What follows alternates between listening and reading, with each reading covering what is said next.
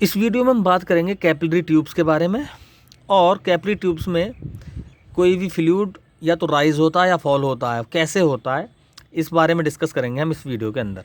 तो भाई capillary tube क्या होती हैं? कैपिलरी ट्यूब बहुत पतली बारीक ट्यूब होती हैं, जैसे हमारे हेयर्स इतनी बारीक ट्यूब होती हैं, हमारे बालों के बराबर मोटी, यानी मोटी पतली कहेंगे हम, बालों के बराबर पतली ट्यूब होती हैं, उनको हम कैपिलरी ट्यूब बोलते हैं। कहाँ पाई जाती हैं ये? देखो, अक्सर हम देखते हैं, हम देख तो नहीं सकते इनको, लेकिन हम महसूस कर सकते हैं। जैसे हम किसी पौधे में पानी डालते हैं जड़ों में, तो वो पानी का असर कुछ देर बाद हमें दिखने लगता है, वो मुरझा हुआ पौधा अच्छा खासा खिल जाता है। इसका मतलब क्या हुआ? हमने जड़ों में, पौधे की जड़ों में पानी दिया और वो पानी उसकी पत्तियों तक पहुंच गया। तो इस तरह से जो पानी पत्तियों तक पहुंचा वो किसकी वजह से पहुंचा? पौधे की जड़ों में और फुल पत्तियों तक कैप छोटी छोटी ऐसी ट्यूब्स होती हैं जिनके थ्रू ये वाटर राइज कर जाता है ऊपर की तरफ, तो इसे कहते हैं हम राइजिंग ऑफ लिक्विड।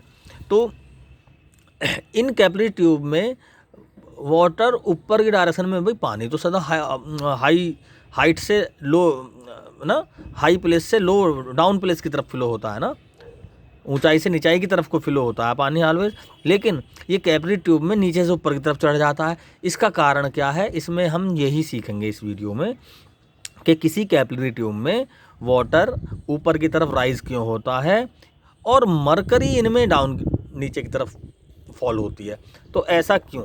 ठीक है, कैपिलरी ट्यूब में ऐसी क्या विशेषता है जो इनमें फ्लूइड राइज या फॉल होते हैं? ठीक, तो देखें ज़रा, इस पॉट में ये एक कैपिलरी ट्यूब है जो वर्टिकली अपनी स्टैंडिंग कंडीशन में है, और इसमें भी इसमें वाटर है और इसमें है मरकरी। ठीक है, तो वाटर के केस में इसमें राइजिंग हो रही है, और मरकरी के केस में इसमें फॉलिंग हो रही है ना, वाटर फॉल हो रहा है, सॉरी मरकरी फॉल हो रही है नीचे की तरफ। ठीक है, तो क्यों हो रहा है ऐसा इसमें?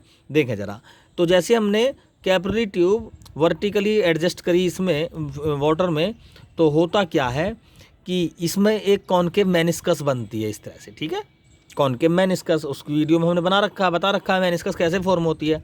P not pressure, atmosphere pressure ऊपर से नीचे की तरफ काम करता है, और फ्लूइड के अंदर उसके कोहेसिव फोर्स की वजह से, सरफेस टेंशन कह दो उसकी वजह से, एक प्रेशर नीचे से ऊपर की तरफ भी काम करता है। वहाँ पर हमें एक्सिस प्रेशर मिलेगा, यानी पी नॉट ज़्यादा है और पी कम है। मैंने बता रखा कॉनकेव साइड जो प्रेशर होगा ऑलवेज ज़्यादा होगा, पी नॉट की वैल्यू ज़्यादा है और पी की वैल्यू कम है। ये लिक्विड अपने प्रेशर को इसके बराबर करने की कोशिश करता है। अगर इसकी नेचर हम देखें, इस प्रेशर को इस प्रेशर के बराबर करने की कोशिश करता है, और ये लिक्विड राइज होता है ऊंचाई पर, मैंने अपने हाइट बढ़ाता है।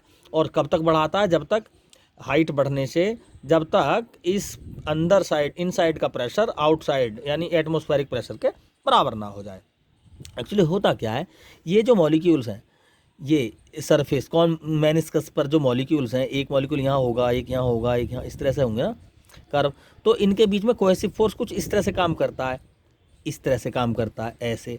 ठीक है, जब ये फोर्स इस डायरेक्शन में काम करता है तो दो कंपोनेंटों में बट जाता है, एक कंपोनेंट ये हो गया और एक कंपोनेंट ये हो गया, ऐसे ही ये कंपोनेंट ये हो गया और एक कंपोनेंट ये हो गया। तो ये कंपोनेंट और ये कंपोनेंट तो आपस में कैंसिल आउट हो जाते हैं, केवल दो कंपोनेंट काम कर रहे हैं, ये वाले कंपोनेंट है ना, केवल ये दो छोटे छोटे एरो लगे हुए हैं, ये दो कंपोनेंट ऊपर की डायरेक्शन में काम कर रहे हैं। कोहेसिव फोर्स आपस में, अट्रैक्शन फोर्स इस तरह से काम करता है ना इसमें, ऐसे। तो कंपोनेंट एक ये हो गया, एक ये हो गया, ऐसे इसका एक ये हो गया और दूसरा ये हो गया। तो ये कंपोनेंट तो आपस में कैंसिल आउट हो गए। ये दो कंपोनेंट आप एक डायरेक्शन में काम कर रहे हैं। ये दो कंपोनेंट क्या काम करेंगे? ये दो कंपोनेंट इन मॉलिक्यूल्स को ऊपर की तरफ राइज करेंगे। ठीक है, ठीक है, तो इसको थोड़ा सा मैं अलग बनाता हूँ, इस सरफेस को मैंने ये सरफेस यहाँ पे बना ली। ठीक जी, तो ये जो मॉलिक्यूल्स हैं, इन पर एक ऊपर की डायरेक्शन में फोर्स एराइज होता है, क्लियर, और ये मॉलिक्यूल्स ऊपर को पुश होते हैं। क्योंकि इसका एक दूसरा रीज़न ये भी है, क्योंकि मेनिस्कस का सरफेस एरिया कुछ ज़्यादा होता है इसका, ठीक है। मेनिस्कस का सरफेस एरिया ज़्यादा, और सरफेस टेंशन की प्रॉपर्टी क्या है, वो मिनिमम सरफेस एरिया में एडजस्ट होना चाहती है। तो जैसे ये मॉलिक्यूल्स थोड़ा सा ऊपर की तरफ पुश होंगे तो ये सरफेस एरिया ऐसा बन जाएगा, कुछ इस तरह से बन जाएगा। अब वही काम यहाँ के मॉलिक्यूल पे हो जाएगा शुरू। ये मॉलिक्यूल ऊपर की डायरेक्शन में पुश होंगे तो इस सरफेस एरिया को कुछ ऐसा बना लेंगे। अब यहाँ के मॉलिक्यूल थोड़ा सा और पुश होंगे तो इसको सरफेस एरिया इसका कुछ ऐसा बना लेंगे। हालांकि बिल्कुल प्लेन तो नहीं होगा, थोड़ा बहुत कर्व हो रहेगा, लेकिन इस कंडीशन में ये देखो मॉलिक्यूल यहाँ से यहाँ पहुँचे, यहाँ से यहाँ पहुँचे और यहाँ से यहाँ पहुँच गए, यानी ये मॉलिक्यूल लगातार क्या कर रहे हैं, ऊपर की तरफ राइज कर रहे हैं कुछ इस तरह से। जैसे मेनिस्कस कुछ इस तरह से है, ऐसे कॉनकेव मेनिस्कस।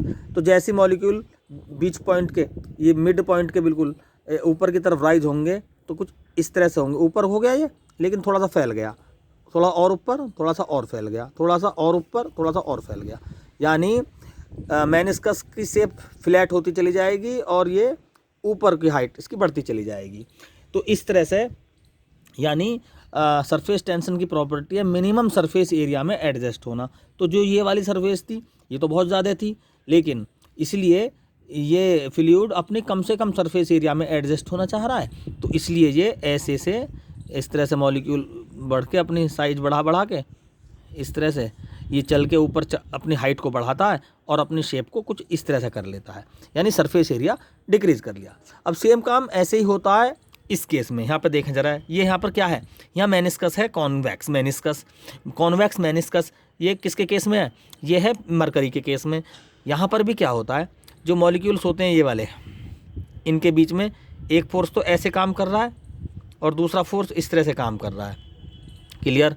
तो इस फोर्स के कंपोनेंट एक ये बट गया, एक ये बट गया, ऐसी एक ये बट गया, एक ये बट गया, ये कंपोनेंट आपस में कैंसिल हो गए और इस इन मॉलिक्यूल्स की टेंडेंसी कहाँ को हो गई, नीचे की साइड को जाने की होगी। यानी अगर मेनिस्कस ऐसी है तो ये मॉलिक्यूल कहाँ जाएंगे, ये मॉलिक्यूल इस तरह से मूव करेंगे ऐसे, तो अपनी शेप को इस तरह से बना लेंगे ऐसी। फिर ये मॉलिक्यूल ऐसे जाएंगे, अपनी शेप को कुछ ऐसे बना लेंगे इस तरह से। ये इन मॉलिक्यूल्स के मोशन की डायरेक्शन होगी डाउन की तरफ को। इसलिए जहाँ मेनिस्कस कैसी होती है, कॉन्वेक्स, वहाँ पर कैपिलरी ट्यूब में फ्लूइड नीचे की तरफ फॉल होता है, और जहाँ मेनिस्कस होती है कॉनकेव, वहाँ पर जो फ्लूइड होता है कॉनकेव मेनिस्कस में, उनके मॉलिक्यूल ऊपर की तरफ पुश होते हैं और अपने सरफेस एरिया को लगातार मिनिमम कंडीशन करने के लिए कोशिश करते रहते हैं और ऊपर को पुश होते हैं। तो वाटर के केस में कैपिलरी ट्यूब में वाटर राइज होता है और मरकरी के केस में कैपिलरी ट्यूब में ये फ्लूइड फॉल होता है। अब हमें पता है कि P क्या होता है, एक्सिस प्रेशर का फॉर्मूला P होता है 2T/R। R क्या है, मेनिस्कस की रेडियस, ठीक है। वहाँ पर हमने ड्रॉप बनाई थी, ड्रॉप की रेडियस थी R, यहाँ पर मेनिस्कस की रेडियस है।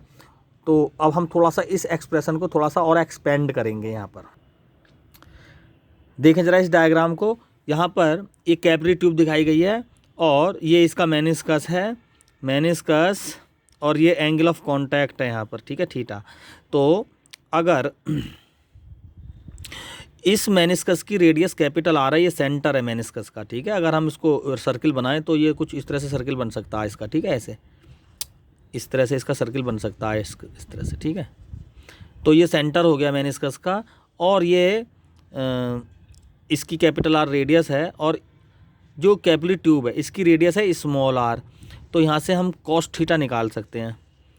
देखो ये जो एंगल थीटा, ये एंगल ऑफ कांटेक्ट के कॉरस्पॉन्ड है। कॉस थीटा हो जाएगा बेस अपॉन हाइपोटेनियस, ठीक है। कॉस थीटा क्या हो गया, बेस अपॉन हाइपोटेनियस। तो अगर हम एक्सिस प्रेशर का फॉर्मूला लिखें P = 2T/R, तो R की प्लेस पे लिख सकते हैं हम यहाँ से 2T/R की प्लेस पे small r upon cos theta, तो कॉस थीटा यहाँ आ जाएगा। P हो जाएगा ρgh और 2T cos θ/R। यहाँ से H क्या हो जाएगा, 2T cos θ/R ρg। यहाँ से H क्या है, राइजिंग और फॉलिंग हाइट, ठीक है, राइज होने की हाइट है ये रेडियस जितनी ज़्यादा होगी, रेडियस जितनी कम होगी हाइट उतनी ज़्यादा होगी, यानी ये रेडियस के इन्वर्सली प्रोपोर्शनल है। यानी कैपिलरी ट्यूब जितनी पतली होगी पानी पेड़ की उतनी ही ऊंचाई पर आसानी से पहुंच जाएगा। और साथ में डेंसिटी पर भी डिपेंड करता है, डेंसिटी जिसकी ज़्यादा होगी हाइट उसकी कम होगी। यानी मरकरी जो होती है, अगर मरकरी ज़्यादा हाइट पर नहीं चढ़ पाएगी, क्यों? क्योंकि मरकरी की डेंसिटी ज़्यादा होती है। ठीक है, थैंक यू।